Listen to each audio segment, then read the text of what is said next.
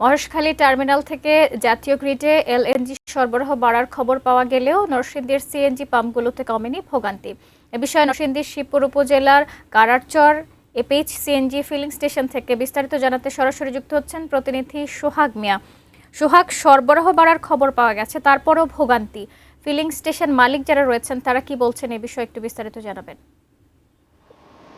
শাকিলা, ধন্যবাদ আপনাকে। আমি রয়েছি নরসিংদী শিবপুর উপজেলার কারারচরের একটি সিএনজি ফিলিং স্টেশনে। আর এখানে আমরা ঘুরে দেখেছি যে সকাল থেকেই সিএনজি চালিত যানবাহনের দীর্ঘ লাইন সারি রয়েছে। আমার পিছনে প্রায় কয়েকশো সিএনজি চালিত যানবাহন রয়েছে এবং এখানকার যারা চালক রয়েছেন তাদের সাথে কথা বলেছিলাম। চালকরা আমাদেরকে জানিয়েছেন যে জাতীয় গ্রিডে যে এলএনজির সরবরাহ বাড়লেও তার প্রভাব কিন্তু নরসিংদীর মাঠ পর্যায়ে পড়েনি এবং নরসিংদীতে প্রায় 15টির উপরে সিএনজি ফিলিং স্টেশন রয়েছে। এর মধ্যে বেশিরভাগ সিএনজি ফিলিং স্টেশনগুলো এখনো পর্যন্ত বন্ধ রয়েছে এবং আমরা এখানকার যারা পাম্প কর্তৃপক্ষ রয়েছেন তাদের সাথে কথা বলেছিলাম। তারা জানিয়েছেন যে স্বাভাবিকভাবে যে গ্যাসের যে চাপ সেটা 15 থেকে 20 পিএসআই থাকে, কিন্তু এখানে তারা 3 থেকে 5 পিএসআই পর্যন্ত তারা গ্যাস পাচ্ছেন।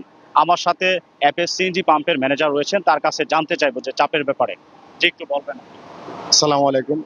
আমাদের যে চাপ থাকার কথা 15 পিএসআই আমরা এই জায়গাতে পাচ্ছি, আমরা 4-5 পিএসআই পাচ্ছি। এই চাপের কারণে আমরা স্বাভাবিক কার্যক্রম চালাতে আমরা ব্যাহত হচ্ছে।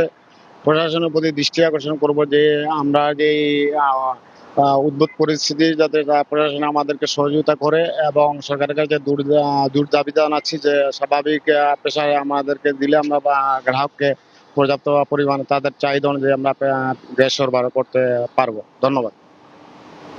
জি, যেমনটি শুনছিলেন যে পাম্প কর্তৃপক্ষ বলছে যে তাদের এখনো পর্যন্ত পর্যাপ্ত পরিমাণ গ্যাসের চাপ না থাকার কারণে চালকদের যে চাহিদার বিপরীতে যে গ্যাস যারা চাচ্ছেন সেটা তারা পাচ্ছেন না। তবে চালকরা বলছেন যে 2 থেকে 3 ঘন্টা এখানে বসে থাকতে হচ্ছে অনেক সময়।